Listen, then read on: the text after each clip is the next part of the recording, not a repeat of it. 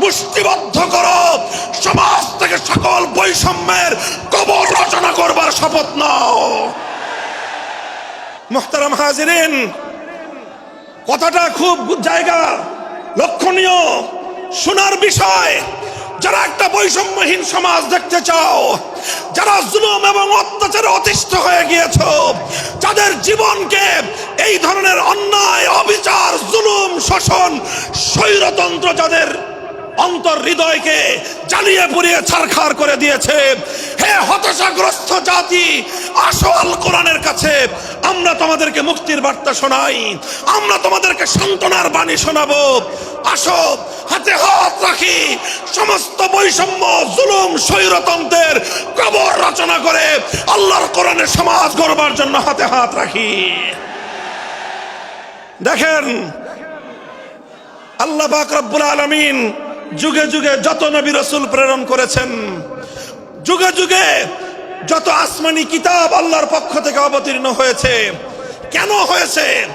শুধুমাত্র মুসল্লিদের সমাজ গড়বার জন্য নয়, শুধুমাত্র রোজাদার সমাজ গড়ার জন্য নয়। অবশ্যই কোরআন এবং কিতাব নাজিল হয়েছে নামাজের জন্য, অবশ্যই কোরআন এবং কিতাব নাজিল হয়েছে রোজা, হজ, যাকাত সহ আল্লাহ পাকের যাবতীয় বিধান সমাজে বাস্তবায়ন করার জন্য। তবে একমাত্র এটাই উদ্দেশ্য নয়, বরং সমস্ত কিতাব, সমস্ত নবী রাসূল দুনিয়াতে আগমন করার অন্যতম একটা মৌলিক লক্ষ্য। কোরআনে পাকের সূরাতুল হাদীদ থেকে তেলাওয়াত করেন, অর্থ বুঝেন, মর্ম বুঝার চেষ্টা করেন।